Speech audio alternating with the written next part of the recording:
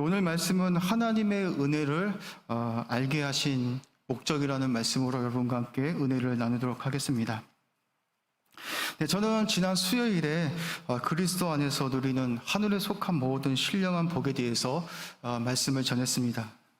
하늘에 속한 모든 신령한 복을 누리기 위해서는 그리스도 안에 있어야 한다라고 말씀드렸습니다. 그리스도 안에 있다라는 말은 우리가 쉽게 이해하기 위해서는 요한복음 15장 말씀을 여러분들이 기억하시면 좋을 것 같습니다. 예수님은 요한복음 15장에서 참 포도나무와 가지의 비유를 들어 설명하시면서 참 포도나무이신 예수님께 붙어있지 아니한 가지들은 아무것도 할 수 없다라고 말씀합니다. 이 말씀의 뜻은 예수님과 연합되어 있지 않으면 어떤 누구도 제사함의 은총도 구원도 하나님의 자녀가 되는 권세도 받을 수가 없다라는 말씀입니다. 바울은 오늘 본문 7절 말씀을 통해서 그리스도 안에서 누리는 세 번째 은혜에 대해서 우리에게 말씀하고 있습니다. 우리 모두는 아담 안에 있는 자들입니다. 태어날 때부터 아담의 죄를 가지고 태어난 자들이기 때문에 하나님이 그리스도를 통해서 우리에게 주시는 은혜들을 받을 자격이 없는 자들입니다. 그런 죄인된 우리가 어떻게 하나님의 은혜들을 누리게 되었습니까? 바울은 7절 말씀을 통해서 이렇게 말하고 있습니다. 그리스도 안에서 그의 은혜의 풍성함을 따라 그의 피로 말미암아 속량 곧 제사함을 받았기 때문에 우리가 하나님의 은혜들을 누리게 되었다라고 말하고 있습니다.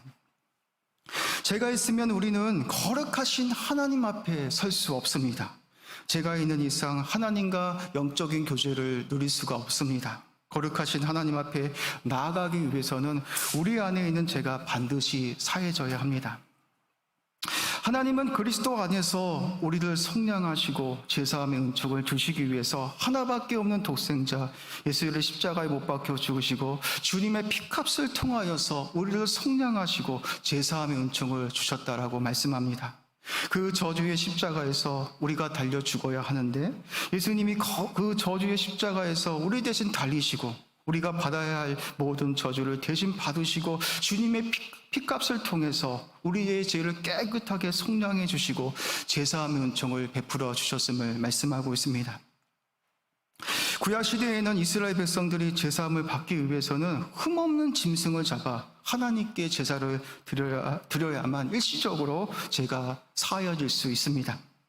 제사인은 자신의 죄를 사함받기 위해 흠없는 짐승을 직접 가지고 와야 합니다. 그리고 제물에다 직접 안수를 하게 됩니다.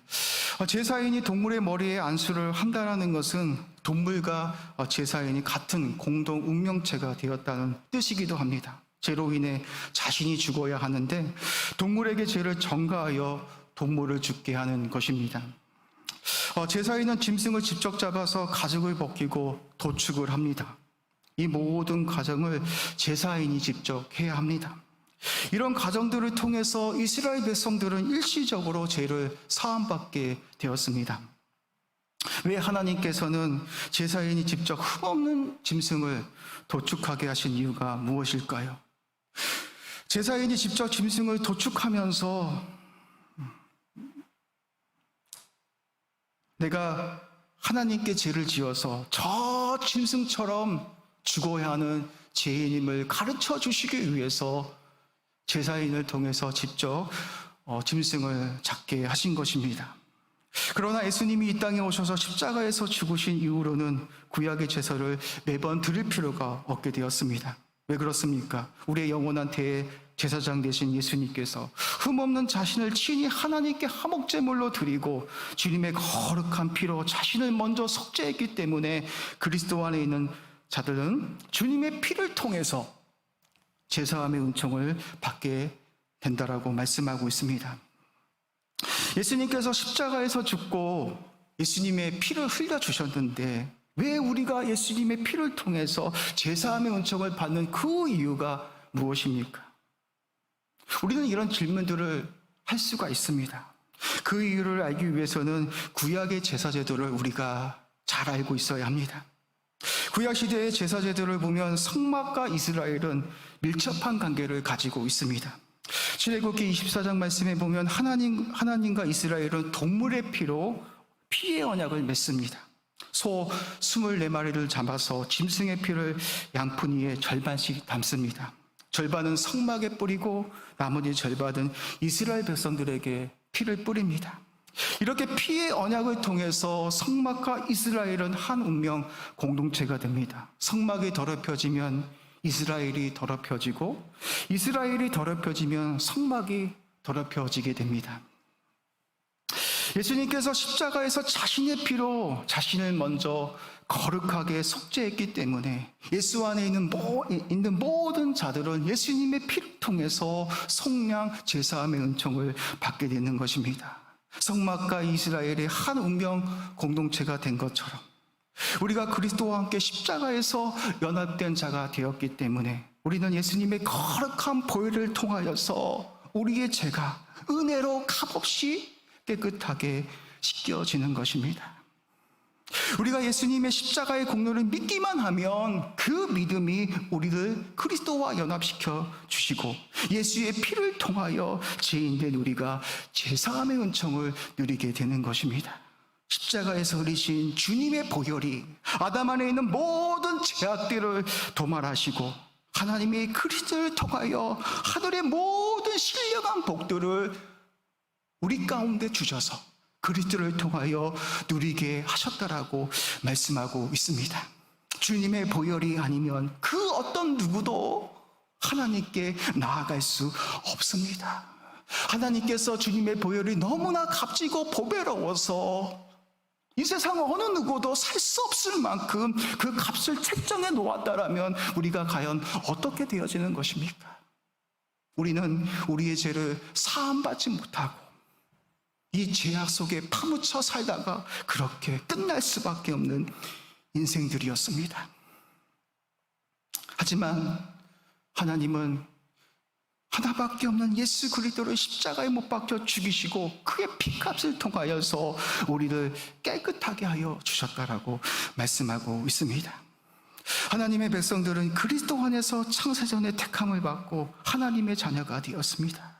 예수님의 피를 통하여서 제사함의 은총을 받았습니다. 하나님의 사람들은 그리스도를 통하여서 이런 엄청난 은혜들을 받았습니다. 그런데 여러분들은 이런 엄청난 은혜들을, 그리스도 안에 이런 엄청난 은혜들이 있다는 것을 어떻게 알게 되었습니까? 세상 사람들은 이런 은혜들을 알지 못하여서 주님을 믿고 싶어도 믿어지지가 않아서 주님을 믿지 못하는데, 저와 여러분들은 이런 은혜들을 어떻게 알고 믿게 되었습니까? 여러분이 어디가 잘나서 특별나서 이런 은혜들을 알고 믿게 된 것입니까? 사도 바울은 아니다라고 말합니다. 하나님이 모든 지혜와 총명을 우리에게 넘치게 부어주사 그 뜻의 비밀을 우리에게 알려주셨기 때문에 우리가 예수님을 알고 믿게 되었다라고 말하고 있습니다. 우리 다 같이 오늘 본문 8절에서 9절까지의 말씀을 한번 읽어보도록 하겠습니다. 우리 8절에서 9절입니다. PPT에도 있습니다. 이는 그가 모든 지혜와 총명을 우리에게 넘치게 하사 그 뜻의 비밀을 우리에게 알리신 것이요 그의 기뻐하심을 따라 그리스도 안에서 때가 찬 경륜을 위하여 예정하신 것이니라고 말하고 있습니다. 우리가 그리스도 안에 있는 이런 풍성한 은혜들을 알게 된 것은 우리의 지식으로, 우리의 능력으로 되어진 것이 아니라 하나님께서 모든 지혜와 총명을 넘치게 부어주셔서 이 놀라운 비밀들을 알게 하시고 믿게 하셨다라고 말씀하고 있습니다. 다른 사람들은 이 은혜들을 믿고 싶다고 해서 믿어지지가 않는데, 저와 여러분들은 어떻습니까? 하나님께서 성령의 능력을 통하여서 귀와 눈을 열어주셨기 때문에 하나님이 만세전에 그리스도 안에 감춰놓았던 이 놀라운 비밀들을 여러분들에게 계시해 주셔서 알게 하셨다라고 말하고 있습니다. 엄청난 은혜를 받은 자들이 저와 여러분이다라고 바울은 말하고 있습니다. 바울 사도는 고린도전서 2장 9절에서 12절까지의 말씀을 통해서 이렇게 말하고 있습니다. PPT도 한번 올려주십시오. 기록된 바 하나님이 자기를 사랑하는 자들을 위하여 예비하신 모든 것은 눈으로 보지 못하고 귀로 듣지 못하고 사람의 마음으로 생각하지도 못하였다 한과 같으니라. 오직 하나님의 성령으로 이것을 우리에게 보이셨으니 성령은 모든 것 곧 하나님의 깊은 곳까지도 통달하시느니라.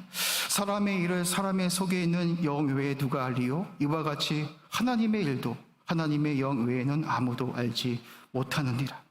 우리가 세상의 영을 받지 아니하고 오직 하나님으로부터 온 영을 받았으니 이는 우리도 하여금 하나님께서 우리에게 은혜로 주신 것들을 알게 하려 하심이라 라고 말하고 있습니다.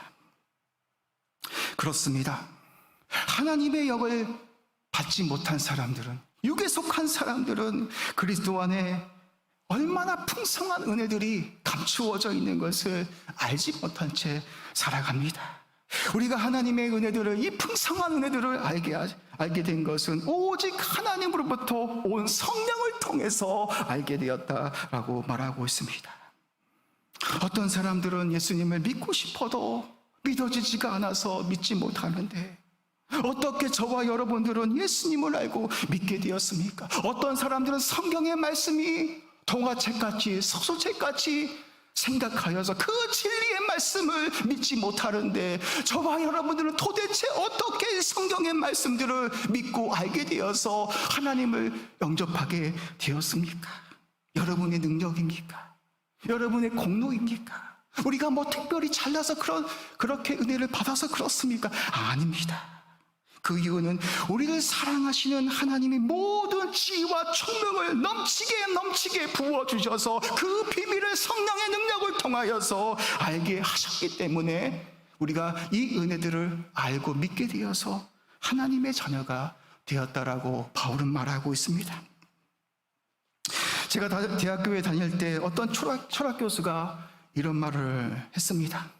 이분은 교회를 다니시는 분이시고 세례까지 받으신 분이십니다. 이분이 수업 시간에 이런 말을 하는 겁니다. 자신은 교회를 다니지만 세례를 받았지만 예수님의 부활을 믿지 않습니다. 성경은 바울이 짜집기를 해서 만들어 놓은 책이기 때문에 자신은 부활을 믿지 않습니다라는 말을 하는 것입니다. 제가 이 말을 듣고 깜짝 놀랐습니다. 세례까지 받으셨다라는 분이 예수님의 부활을 믿지 못하는 게 말이 되는 것입니까? 여러분, 대학 교수가 얼마나 똑똑합니까? 남들이 알아주는 인류대학을 나왔습니다. 교수가 되기 위해서 미국에 가서 유학을 하고 박사학위를 받았습니다. 최고의 지성을 가지고 있는 분이셨지만 이분은 예수님의 부활과 성경의 말씀이 믿어지지가 않는다라고 고백했습니다. 그렇습니다.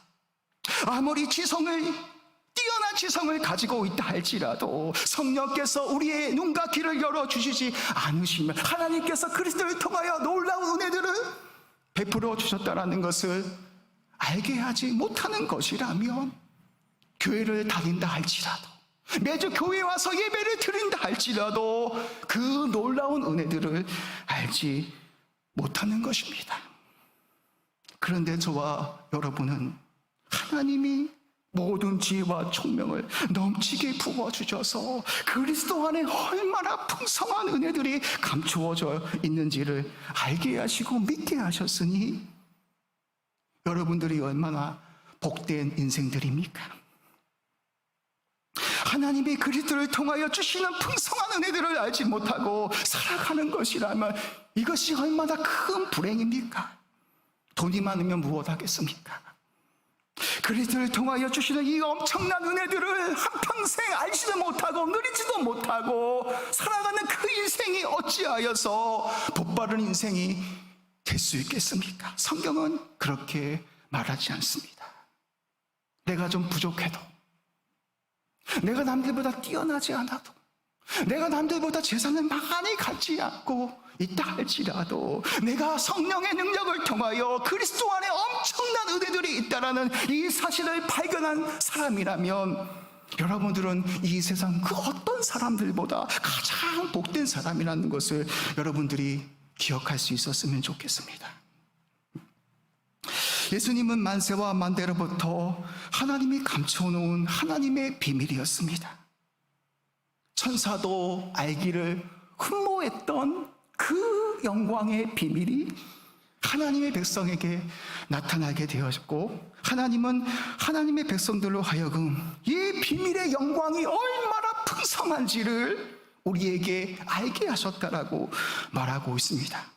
바울은 이 비밀의 영광이 너희 안에 계신 예수 그리스도라고 말하고 있습니다. 제가 골로새서 1장 26절에서 27절까지의 말씀을 읽어보도록 하겠습니다. 이 비밀은 만세와 만대로부터 감추어졌던 것인데 이제는 그의 성도들에게 나타났고, 하나님이 그들로 하여금 이 비밀의 영광이 이방인 가운데 얼마나 풍성한지를 알게 하려 하심이라. 이 비밀은 너희 안에 계신 그리스도니 곧 영광의 소망이니라 라고 말하고 있습니다. 예수 그리스도는 만대와 만세로부터 감추어졌던 하나님의 비밀이었습니다. 천사도 그렇게 알기를 원했던 그 하나님의 영광스러운 비밀이 저와 여러분들에게 나타나 보여주셨다라고 말하고 있습니다. 이 비밀의 영광이 얼마나 풍성한지를 알게 하셔서 하나님의 백성들로 하여금 그리스도가 나의 모든 것이 되어주시는 것이구나, 내가 이 세상을 살아가면서 내가 붙들고 살아가야 하는 것은 오직 예수 그리스도밖에 없구나라는 것을 알게 하셔서 힘들고 어렵다 할지라도 그분이 걸어가셨던 그 길을 우리도 걸어갈 수 있고, 힘들고 어렵다 할지라도 그분의 약속을 기다리면서 주님의 오심을 기다릴 수 있는 하나님의 사람들이 될 수 있는 것입니다. 바울 사도가 그렇지 않습니까? 예수 그리스도 안에 있는 그 엄청난 그 영광들을 발견하고 나서 살수만까지 끊어지는 그런 고통이 있었지만 그리스도를 부인하지 않고 그리스도를 발견하고 그의 안에서 발견되기 위해서 바울이 그리스도를 붙들기 위해서 달려갔던 것처럼 하나님이 감춰 놓았던 그리스도를 아는 자들은 바울과 같이 그렇게 살아갈 수밖에 없습니다. 사랑하는 성도 여러분, 하나님은 창세전에 그리스도 안에서 우리를 택하여 주셨습니다. 하나님의 자녀로 삼아 주셨습니다. 죄로 죽을 수밖에 없는 우리들을 구원해 주시기 위해서 하나밖에 없는 독생자 예수 그리스도를 십자가에 못 박혀 죽이셔서 그 피값을 통하여서 우리를 구원해 주셨습니다. 이 모든 은혜들이 만세전부터 하나님께서 계획해 놓으신 하나님의 놀라운 경륜이었는데, 이 모든 것들을 저와 여러분에게 하나님께서 성령을 통해서 알게 하셨다라고 말씀하고 있습니다. 요한복음 14장 말씀에 보면 예수님께서 십자가에 못 박히실 때에 제자들에게 이런 말을 합니다. 나는 이제 하늘 아버지께로 돌아갈 것이다. 하지만 내가 너희들에게 진리의 성령을 보내주실 것이다. 그 진리의 성령이 오시면 너희들의 모든 진리 가운데로 인도할 것이며, 그 진리의 성령이 예수님께서 이 땅 가운데 행하셨던 모든 것들을 알게 하실 것이다 라고 말씀하셨습니다. 진리의 성령이 오시기 전에 제자들은 예수님과 함께 동고동락을 했지만 예수님께서 행하신 많은 이적들을 보고도 예수님께서 메시아인지를 깨닫지 못했습니다. 예수님이 대제사장과 장로들과 서기관에 잡혀 고난을 받고 십자가에서 못 박혀 죽을 것이다 라고 말하자 베드로가 어떻게 말합니까? 예수님께 항변하며 그렇게 하시면 안 된다라고 예수님을 꾸짖습니다. 여기서 항변하다라는 말은 헬라어로 에피티마오라고 하는데, 이 뜻은 꾸짖다, 비난하다, 질책하다라는 뜻을 가지고 있습니다. 예수님이 십자가에서 고난을 받고 죽는다고 하니까 베드로가 너무나 화가 나서 예수님을 질책하면서 예수님을 꾸짖고 있는 것입니다. 왜 그랬습니까? 예수님을 통해서 높은 자리를 얻으려고 했는데 예수님께서 십자가에 죽는다고 말씀하시니 자신의 뜻이 이루어지지 않자 예수님을 향해서 꾸짖으면서 그렇게 하지 말라라고 그렇게 말하고 있습니다. 그런 베드로의 말을 듣고 예수님께서 어떻게 말씀합니까? 사단아, 물러가라. 내가 하나님의 일을 생각하지 않고 도리어 사람의 일을 생각한다 말씀하시면서 베드로를 꾸짖습니다. 진리의 성령이 오시기 전까지는 베드로는 예수님께서 십자가에서 고난을 받고 죽는다라는 그 뜻을 전혀 이해하지 못했습니다. 그런데 진리의 성령이 베드로에게 임하자 베드로가 어떤 사람이 됩니까? 예수님의 십자가의 부활을 증언하는 사람이 되었습니다. 하나님께서 그리스도를 통하여서 베푸신 그 놀라운 하나님의 은혜들을 깨닫고 하나님을 찬송합니다. 베드로전서 1장 3절과 4절의 말씀입니다. 우리 주 예수 그리스도의 아버지 하나님을 찬송하리로다. 그의 많으신 긍휼대로 예수 그리스도를 죽은 자 가운데서 부활하게 하심으로 말미암아 우리를 거듭나게 하사 산 소망이 있게 하시며 썩지 않고 더럽지 않고 새하지 아니하는 유업을 있게 하시나니 곧 너희를 위하여 하늘에 간직하신 것이라 라고 고백하고 있습니다. 예수님과 오랜 시간 동안 함께 동거를 했지만 예수님께서 수많은 이적들을 베풀어 주셨지만 영적으로 눈이 어두워서 예수님이 참된 진리이심을 알지 못했던 베드로가 진리의 성령이 오셔서 베드로의 눈과 귀를 열어주시자 베드로는 예수님이 참된 메시아이심을 알게 되었습니다. 그 저주의 십자가에서 자신을 위하여 죽으시고 보혈의 피를 흘려주셔서 그 값을 치르셔서 자신을 사신 메시아심을 알고 어떻게 살아갑니까? 그 하나님의 은혜가 너무나 놀라워서 너무나 감격스러워서 한평생 하나님을 찬송하며 하나님을 전하는 사람이 되었습니다. 사랑하는 성도 여러분, 사도 바울과 베드로가 도대체 무엇 때문에 살아계신 하나님께 찬송을 했습니까?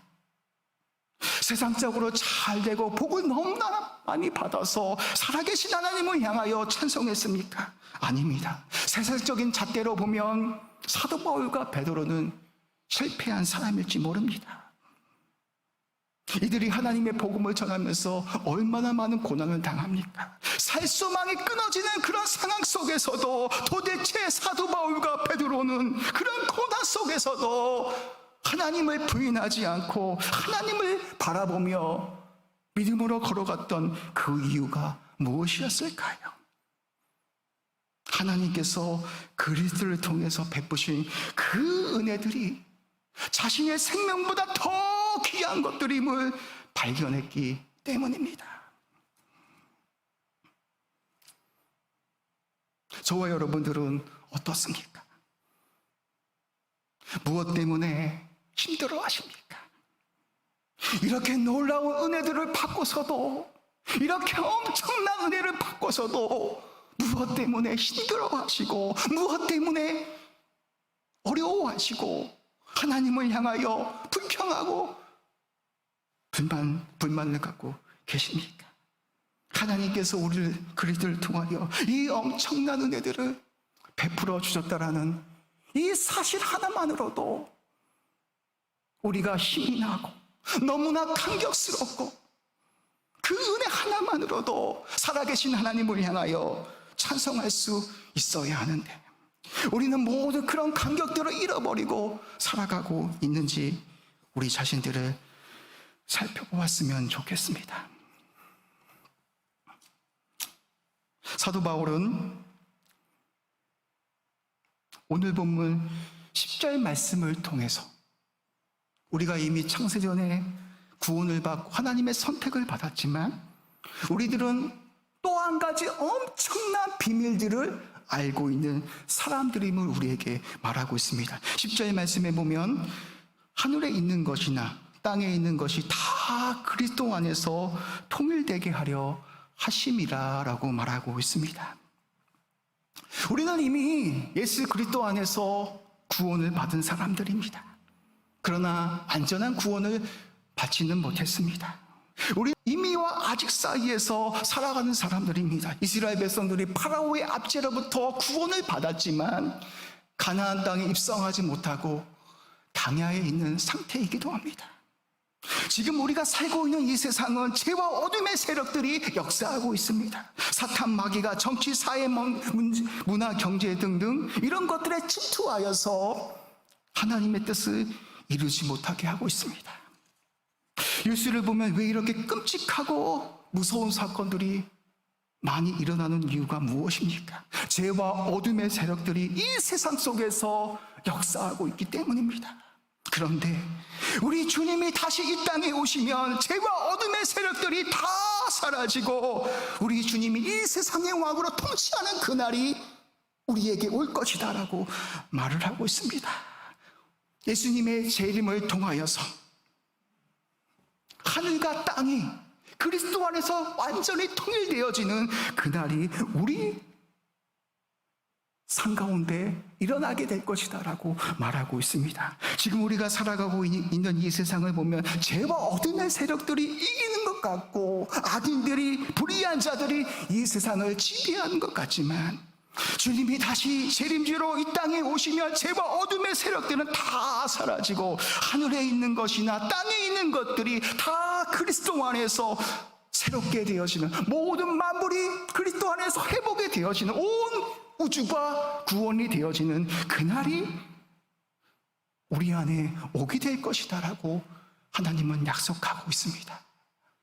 그날이 오기를 우리가 기도하면서 기다리라고 하나님은 우리에게 말씀하고 있습니다. 죄와 어둠의 세력들이 지금 역사하고 있는 것 같지만 우리 주님이 이 땅에 다시 찾아오시면 죄와 어둠의 세력들을 다 멸하셔서 우리 주님이 왕으로 통치하는, 모든 만물을 새롭게 하는 그날이 우리에게 올 것이라고 말하고 있습니다. 처음 것들이 다 사라지고 다시는 사망이 없고 애통하는 것이나 곡하는 것이나 아픈 것이 다시 있지 아니하는 처음 것들이 다 지나간, 만물을 새롭게 하는, 하늘과 땅이 그리스도 안에서 통일되는 그 엄청난 일들이 우리 안에 오게 될 것이다 라고 말하고 있습니다. 그게 바로 주님의 오심을 기다리는 자세입니다. 우리들에게 메시지를 주고 있는 겁니다. 지금 코로나가 이렇게 창궐하고 언제 끝날지 모를 이 세상 속에서 너무나 힘들고 때로는 너무나 낙심이 되어서 포기하고 싶은 이 세상 속에서, 악인들이 더 형통하고 잘되던 이 세상 속에서 그런 것들을 바라볼 때 우리의 마음이 무너지고 소망이 끊어지고, 이렇게 예수님을 잘 믿고 하나님을 잘 믿는 나는 잘 되어지지 않는 그 모습들을 보면서 우리는 낙심하고 낭망할 때가 있습니다. 그럴 때마다 다시 그리스도 안에서 모든 만물이 새롭게 될 그날을 꿈꾸며 기다리라라고 말하고 있습니다. 여러분이 그리스도 안에 있는 것이라면 그리스도를 통해서 하늘의 그 영원한 모든 기업이 여러분들에게 주어지게 될 것이다라고 하나님은 우리에게 말씀하고 있습니다. 사랑하는 성도 여러분, 우리는 이미 그리스도 안에서 엄청난 은혜들을 받은 사람들입니다. 성경에서 약속한 그 말씀들이 지금은 이루어지지 않은 그 약속들도 반드시 이루어지는 날이 오게 될 것입니다. 예수님께서 죄와 모든 어둠의 세력들을 다 몰아내시고 예수님이 우리 왕이 되어주셔서 예수님께서 예비하신 거룩한 새 예루살렘에서 하나님이 우리 왕이 되시고 우리는 그분의 백성이 되어서 하나님의 영원한 기업을 누리는 그날이 교회인 우리들에게 오게 될 것이다. 그날을 기억하면서 오늘도 힘들고 어렵지만 그 믿음의 선한 싸움을 싸우라라고 주님은 우리에게 말씀하고 있습니다. 다시 한번 그리스도 안에서 하나님께서 베푸신 이 모든 은혜들을 기억하시면서 세상 사람들은 알지 못하지만 이 엄청난 은혜들을 여러분들에게 하나님이 알게 하셨으니 그 은혜를 감사하면서 그분의 오심을 기다리면서 그분의 영원한 영광에 찬송을 하시면서 주님의 오심을 기다리는 하나님의 백성들 되시기를 주님의 이름으로 축복합니다. 기도하시겠습니다.